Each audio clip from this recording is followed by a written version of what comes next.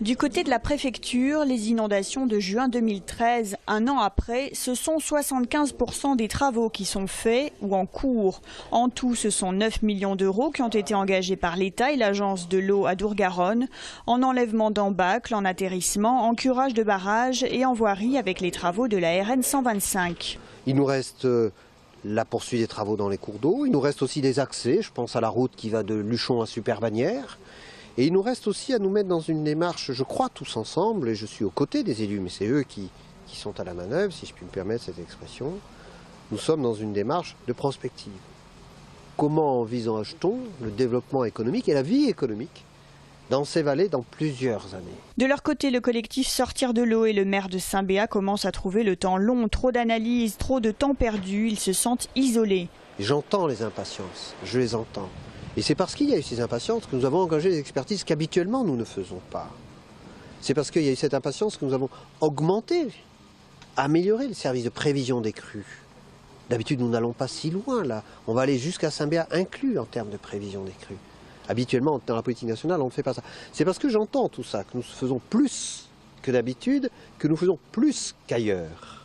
Mais il faut rester raisonnable. Pour autant, le maire reste optimiste pour la saison à venir. Beaucoup de commerces ont pu rouvrir, mais la situation des campings, un privé et deux municipaux, reste problématique. Ces campings étaient installés dans ce qu'on appelle les zones rouges, c'est-à-dire les zones où rien ne doit exister au regard du risque d'inondation et par voie de conséquence.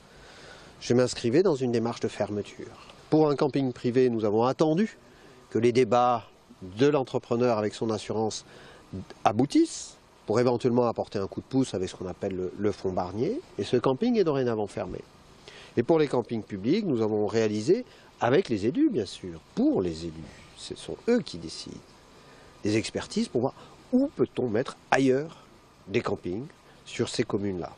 Ces expertises sont terminées à présent, il nous appartient ensemble, surtout aux élus, de décider.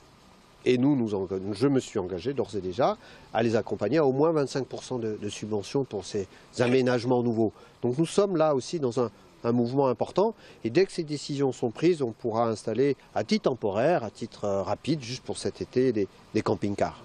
La catastrophe aura permis de mettre en cohérence les approches avec l'Espagne, avec qui nous partageons le fleuve au niveau des prévisions et des actions. Pour Saint-Béat, des travaux d'atterrissement doivent être réalisés d'août à octobre.